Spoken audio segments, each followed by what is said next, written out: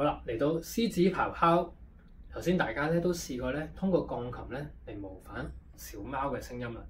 呢次我哋就嚟扮一扮獅子咯喎。咁獅子係點樣叫嘅咧？佢哋哇好大聲嘅。咁喺鋼琴上面咧，我哋想做到好大聲咧，又會點咧？我哋要識得運用我哋成隻手啦，因為我哋嘅手指咧嘅力量咧未必好大，反而我哋成隻手嘅重量咧就可以好大。咁我哋咧試下咧點樣可以運用隻手咧去做到一個大聲嘅效果。首先咧，我哋拎起某一隻手，用另外一隻手托住，跟住被托住嗰隻手咧要放鬆嘅，跟住咧托住嗰隻手咧移開嘅話，就有得佢跌落去啦。如果咧唔放鬆嘅話，佢點咧？佢移開就唔會自然跌落去，所以我哋要放鬆晒，有得佢自然跌落去。而家我哋就喺鋼琴上面試下做呢個動作啦。咁啊，聽一聽會有咩效果咯？我冇用任何力嘅，就咁由得佢跌落去。哇，係咪好大聲咧？冇錯啦。咁所以大家要識得放鬆。咁咧，同埋我哋跌落去嘅時候咧，我哋留意下我哋手指個指頭，盡量咧係要企翻穩喎，就避免咧第一個關節塌陷。即係唔好做呢個。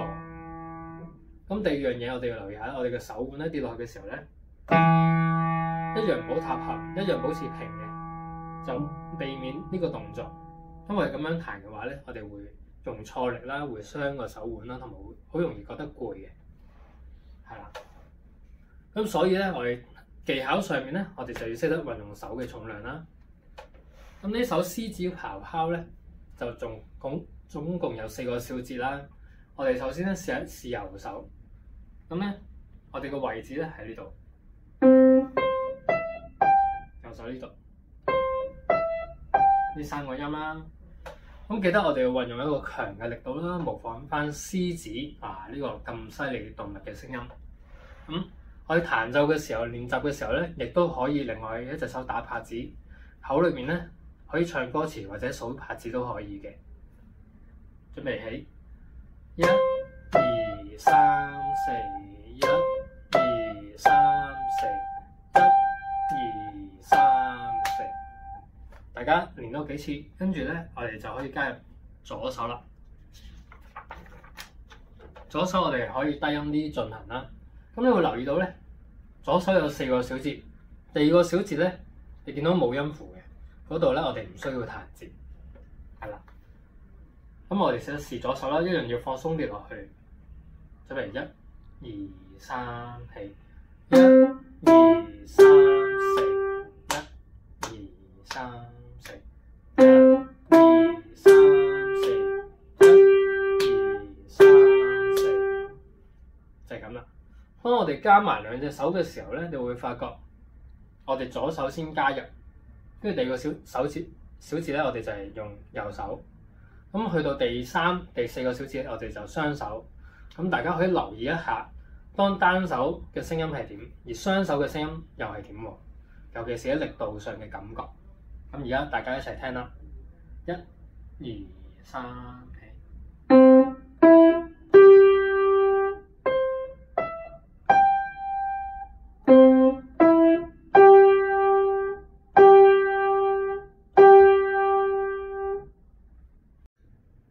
而家我哋咧就嚟試一試跟隨住伴奏音樂嚟彈奏獅子咆哮。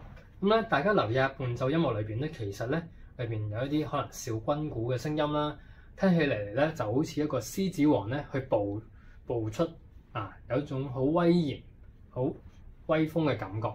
咁大家一齊嚟試一試，用鋼琴咧嚟模仿呢個獅子咆哮啦。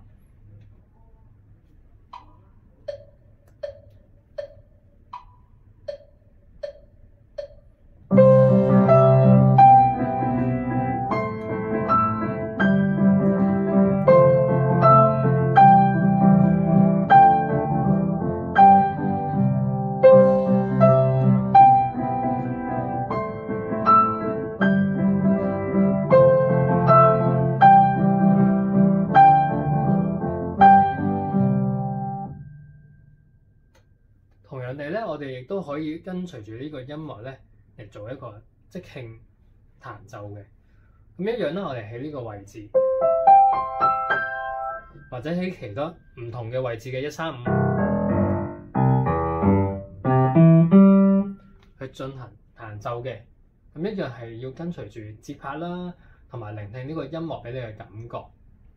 咁咧呢陣時咧，我哋記得可以用翻一個力度比較強啲。咁中間咧，如果你哋想力度弱都冇問題嘅。但係咧，整體個感覺咧，大家都可以想像住自己係好似一個好威風、好威猛嘅獅子咁樣嘅喎。而家我哋就嚟試一次。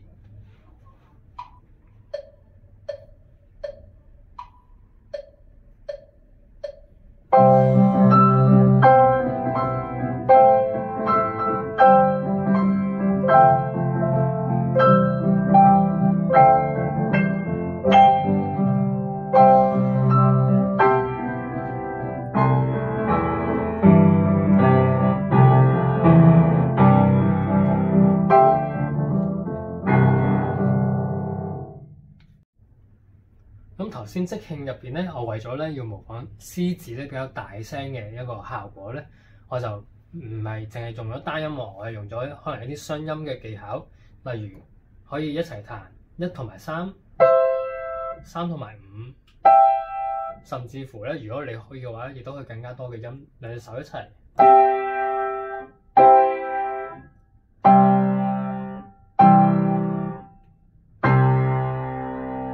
但係咧，如果你兩隻手咧未夠大嘅時候咧，亦都唔需要擔心嘅。你可以用兩隻手咧一齊彈都可以嘅。咁大家咧亦都可以多一個工具去俾自己咧進行一個即興啦。而家。